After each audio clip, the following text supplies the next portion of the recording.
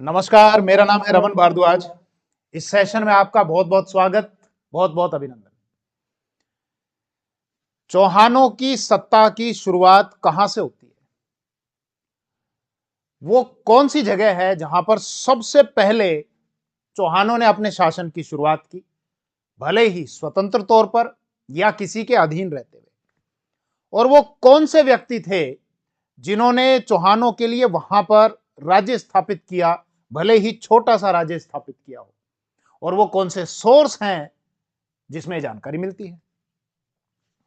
ये वैसे राजस्थान की हिस्ट्री के स्पेशल बैचेस हैं।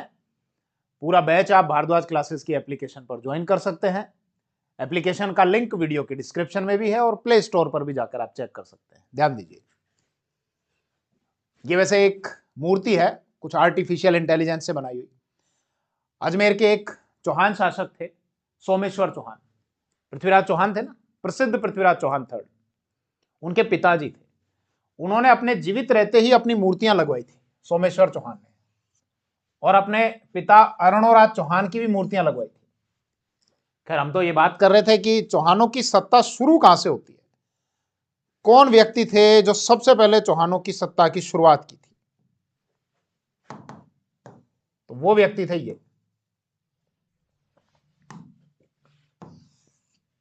वासुदेव चौहान। ये एक झील, जयपुर नागौर के आसपास, कभी आप राजस्थान आओ, जयपुर नागौर के आसपास का जो क्षेत्र है, यहां पर एक झील है, सांबर झील।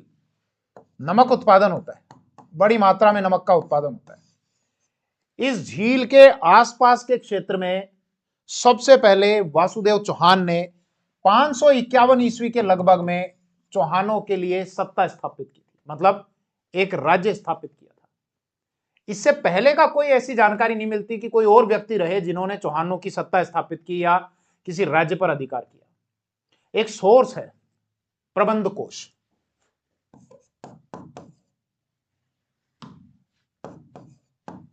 किसने लिखा? राजशेखर।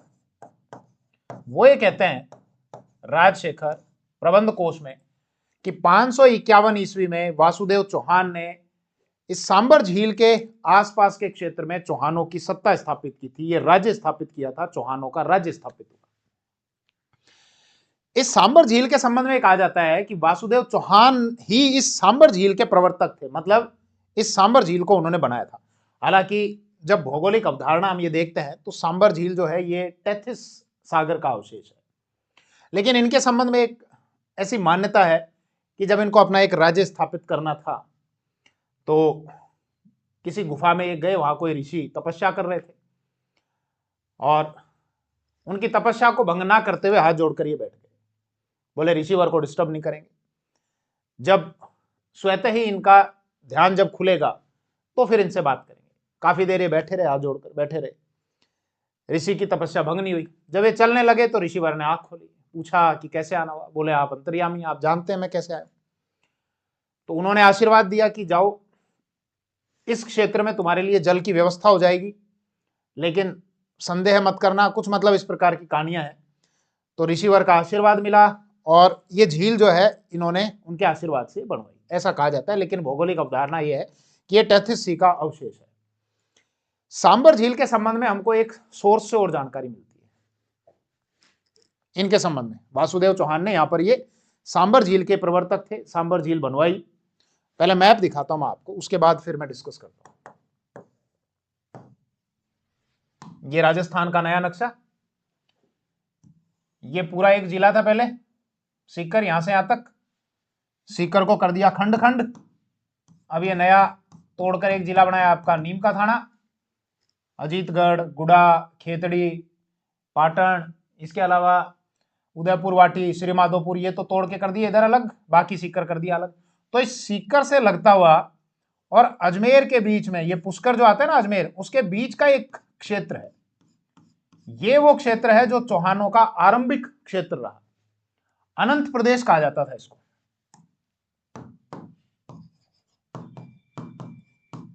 जो कहां से? सीकर से लगता हुआ, और अजमेर में जो पुष्कर है, इस पुष्कर के बीच का जो क्षेत्र है ये अनंत प्रदेश कहा जाता था। और इसी क्षेत्र में चौहानों की आरंभिक सत्ता रही।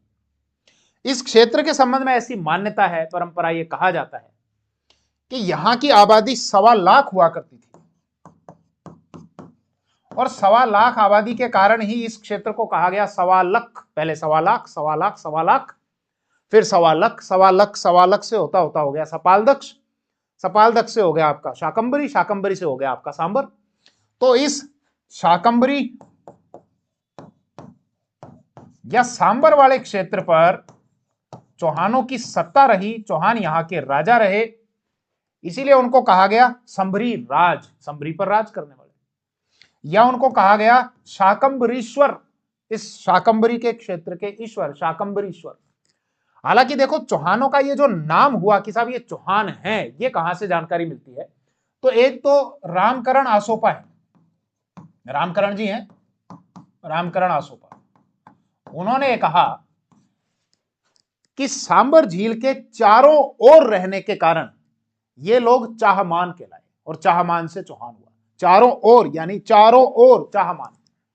जबकि एक सोर्स है जो आपका विग्रहराज चौहान फोर्थ के टाइम का है, ये विग्रहराज चौहान फोर्थ,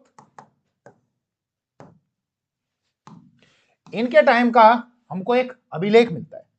वो अभिलेख तो वर्तमान में यहां रखा हुआ है, ये राजपूताना म्यूजियम जो अजमेर में है, 1570 में बनाया था अकबर ने।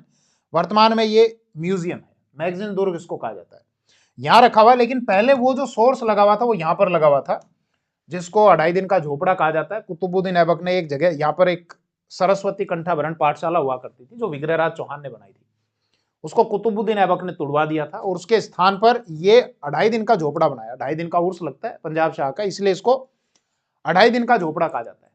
तो वहां से हमको ये जो सोर्स मिला था, विग्रहराज चौहान का जो अभिलेख मिला था, जो वर्तमान राजपूताना म्यूजियम में यहां पर रखा हुआ है, उससे 4 बात पता चलती है। क्या? बोले साहब कोई एक चाहमान नामक कोई व्यक्ति थे, वो हमारे मूल पुरुष, वो आदि पुरुष है, और ये जो चाहमान है ये सूर्य वंश से संबंधित इक्ष्वाकु कुल के हैं, और आगे चलकर इसी वंश में जो हुए थे भगवान राम, तो राम के पुत्र हुए थे कुश।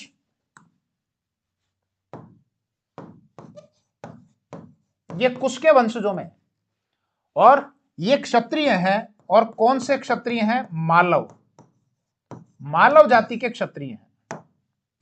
तो ये जो चाहमान है, ये चाहमान की जानकारी हमको यहां से मिलती है। इसके अलावा प्रसिद्ध चौहान शासक कौन? ये पृथ्वीराज चौहान थर्ड। पृथ्वीराज चौहान थर्ड के एक दरबारी थे जयानक, जिन्होंने लिखा है पृथ्वीराज विजय। उस पृथ्वीराज विजय में कुछ विशेषताएं बताइए कि साहब ये विशेषताएं जिन व्यक्तियों में थी वो चौहान कहलाए। कौन सी विशेषता? चा, है, मा और ने। जो चाप चलाने में, धनुष बाण चलाने में निपुण हो, वो व्यक्ति जो हरि का गुणगान करे, वो व्यक्ति जो मान सम्मान करे लोगों का, अपने जो आगंतुक हैं अतिथियों का मान सम्मान करे, वो व्यक्ति जो नए यानी नीतिवान हो।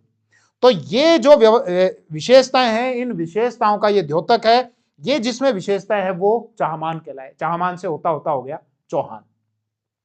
फिर हम अभी ये डिस्कस कर रहे थे कि शुरुआत तो किसने की? वासुदेव चौहान ने। और वासुदेव चौहान ने जो सांबर झील के प्रवर्तक थे, प्रबंध कोश जो राजशेखर ने लिखा है, जिन्होंने बताया कि साहब सबसे पहले चौहानों की सत्ता इस सांबर झील के आसपास के क्षेत्र में स्थापित करने वाले वासुदेव चौहान थे। मतलब चौहानों के मूल पुरुष या आदि पुरुष, या सबसे पहले अगर किसी ने चौहानों की सत्ता स्थापित की तो वो ये थे। इस सांबर झील और इनके बारे में एक सोर्स से और जानकारी मिलती है। कौन सा सोर्स? ये वाला,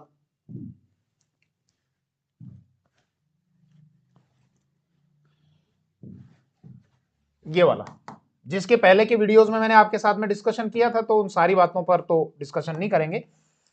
ये एक अभिलेख है बिजोलिया में, बिजोलिया आता है आपके भीलवाड़ा में, जिसको विजयावल्ली कहा जाता था। इसी अभिलेख में कई पुराने क्षेत्रों के नाम भी दिए हुए, जैसे दिल्ली है ना, दिल्ली को लिखा हुआ ढिल्ली का।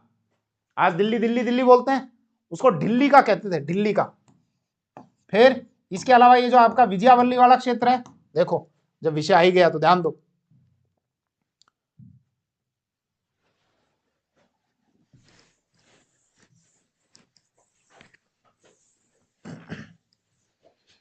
आज बोलते हैं ना दिल्ली दिल्ली दिल्ली दिल्ली, इसको बोलते थे दिल्ली का।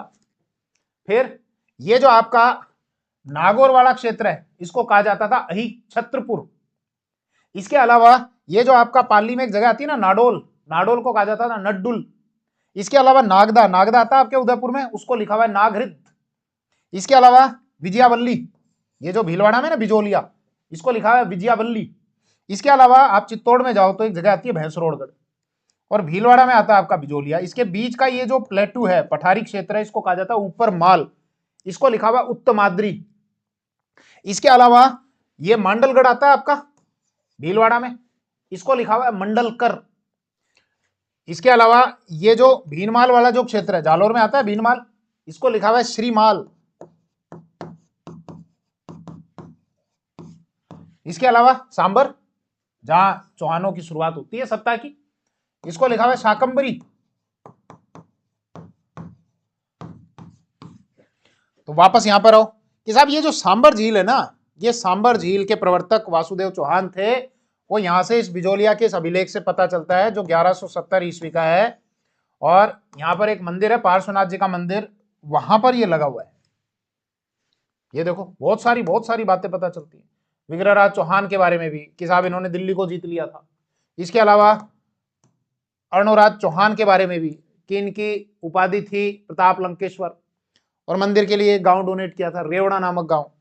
इसके अलावा ये जानकारी भी कि साहब अलग अलग प्रशासनिक क्षेत्र होते थे, देश, फिर पतन, फिर पुर, फिर पल्ली, फिर ग्राम। और ये बताया कि इस बिजोलिया के क्षेत्र के आसपास एक नदी बहती थी कुटिला नदी, और इस कुटिला नदी के आसपास में कई तीर्थ थे जो जैन और शैव धर्म से रिलेटेड थे। शैव मतलब शिव जी, तो इससे रिलेटेड कई तीर्थ थे। फिर ये बताया हुआ साहब गांव जो है, गांव छोटी इकाई हुआ करती थी, गांव का जो मुखिया है वो महत्तर कहलाता था।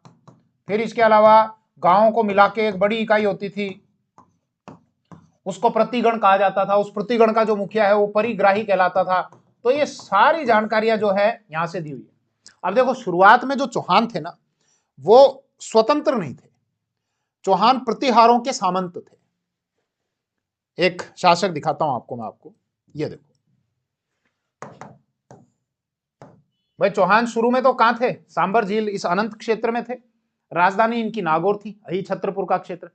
अजमेर में ये बाद में आए हैं। इन्हीं चौहानों में एक शासक हुए थे अजयराज चौहान, 1113 में उन्होंने अजमेर बसाया था। तो उससे पहले के शासकों में थे एक गुवक प्रथम, एक प्रतिहार शासक थे नागभट्ट सेकंड, उनके दरबारी थे, उनके सामंत हुआ करते थे पहले। और नागभट्ट सेकंड ने इनको एक उपाधि दी थी कि साहब आप तो वीर हो, वीर राजा की। बाद में ये खुद इतने शक्तिशाली हुए गुवक प्रथम कि इन्होंने अपने आप को स्वतंत्र घोषित कर दिया। तो ये जो सांबर और अजमेर के जो चौहान है, इसमें सबसे पहले अपने आप को स्वतंत्र घोषित करने वाले कि अब हम किसी के अधीन नहीं है, अगर कोई शासक थे तो वो थे गुवक प्रथम, जिनको वीर राजा की उपाधि मिली हुई थी। यहां से शुरुआत होती है। इसी वंश में फिर आगे चल के और कई शासक हुए थे, हालांकि उस पूरे विषय पर मैं अभी डिस्कस नहीं करूंगा, उसके लिए आप एप्लीकेशन ज्वाइन कर सकते हैं। इसी वंश में आगे चलकर जो एक शासक हुए थे, जो हम ये पढ़ते हैं कि साहब अजमेर के चौहान है, वो शासक ये थे अजयराज चौहान। इन्होंने अजमेर बसाया, कुछ सिक्के चलाए चांदी और तांबे के, अजय प्रिय द्रमस के नाम से अपनी रानी सोमलेखा का नाम भी इस पे लिखाया। पार्श्वनाथ जी का एक मंदिर था, सुवर्ण कलश जो है वो डोनेट किया, किला बनवाया, और एक डिबेट हुई थी श्वेतांबर और दिगंबर जैन संप्रदाय के बीच में, उसकी अध्यक्षता भी की थी। चलिए बाकी फिर आप देख लेना। थैंक यू, जय हिंद।